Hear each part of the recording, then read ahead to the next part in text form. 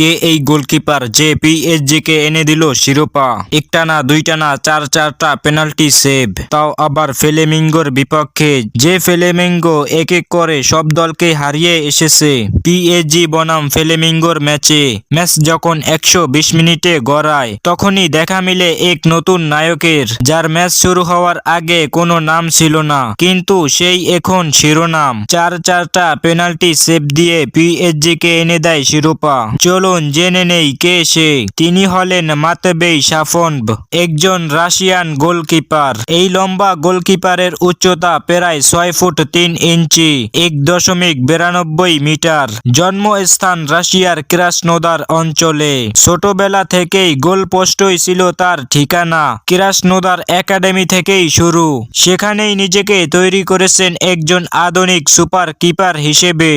2024 সালে পিএসজি তাকে দলে নেয় ভবিষ্যতের পরিকল্পনায়। দোনারুমার পাশে থেকে শেখা, বেঞ্চে বসেও প্রস্তুতি, কারণ বড় ক্লাব মানেই সুযোগ আসে হঠাৎ। অবশেষে সেই সুযোগ চলেই আসে ফ্লেমিঙ্গোর বিপক্ষে। সেই ম্যাচে রোটেশন ও ম্যাচের গুরুত্ব বিবেচনায় কোচ তাকে নামান মাঠে। মাতেবেই সাফন বুঝিয়ে দেন, এটা শুধু সুযোগ না, এটা ছিল তার পরীক্ষা। পেনাল্টি ও শুট আউটে একটার পর একটা শট পড়ছে তার গ্লাভসে।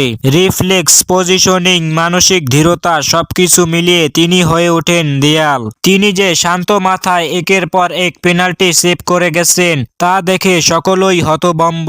একটা ম্যাচে যদি গোলকিপার জেতার ভূমিকা নেয় তাহলে সেই দল অর্ধেকেই জিতে থাকে। এই ম্যাচের পর পিএসজি সমর্থকরা নতুন করে প্রশ্ন তুলছে, দোনারুমার বিকল্প নাকি ভবিষ্যতের নাম্বার 1? এই এক ম্যাচেই তার ক্যারিয়ার বদলে যায়। এই একটি ম্যাচেই তার পরিচয় বদলে দেয়, সারা বিশ্বে তার পরিচয় করে দেয়। এখন সে খবরের শিরোনামে। ফ্লেমিঙ্গোর বিপক্ষের এই রাত যেন মাতেবেই সাফোনভের জন্য নতুন বছরের সুখের আগের রাত।